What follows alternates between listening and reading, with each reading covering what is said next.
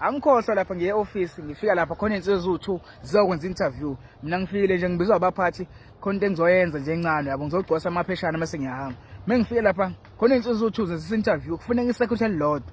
Kunesikhala somuntu oyedwa ofuneka lapha. Senza interview lezi iy'nsizwa lezi.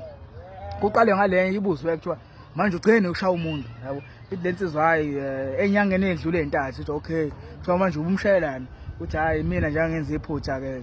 Sithi induna okay manje ke waxolisa uqedile umshaya uthi indoda hayi ngaxolisa phela bengenza iphutha kumele ngixolise kumele ngilibone iphutha lami uthi okay kweziwa kolomunye kwathiwa yeshe indoda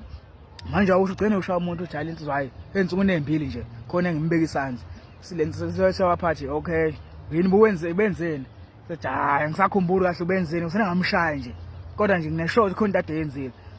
okay sethi okay manje uxolisile le ndoda hayi khohlwa ke baphathi hayi impela ke hayi angixolisele into enjalo mina ngixolisele ngishaya umuntu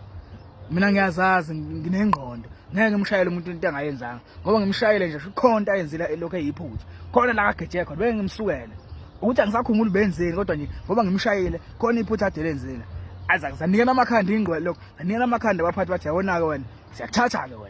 wena siyakuthatha ke wena nansi umuntu esimfuna nansi ingqole esefunayo wena ahamba ekhaya ohluza ikhanda ubuye usiphinde uzozama uswazi ufunayo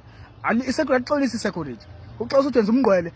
isira nichaza ukuthini awunayo isira wena hayi kunayo wena awunayo awasiri chaza ukuthini isira chaza ukuthi ugunyaziwe ukushaya umuntu unelungelo lokubeka umuntu isandla uma ungashanga nje ikhanda umzimba wakho ugunyaziwe ukubeka isandla umuntu manje uzophinda uxolise wena sho uchaza ukuthi wena lento yenzile iphutha sho ukuthi wena sokuthatha sikufaka esayithini lapho ushaya umuntu lapha kuyabe uyaxolisa hayi mana sifuni lento leyo isekuthi meshaya umuntu akulanyula akhona nje ukukhuzwa ngoba kuyazi ukuthi uqinisa umthetho limbeka isandla khona akenzile wrong isekuthi alikushaya nje ngona ke sikufundele ukushaya umuntu kusigunyaziwe uhulumeni ayenziwa lento leyo wena hamba ohluza ikhanda yabo wena siyakufunda kusasa ubuthi uzongena kusasa sokufaka esayithini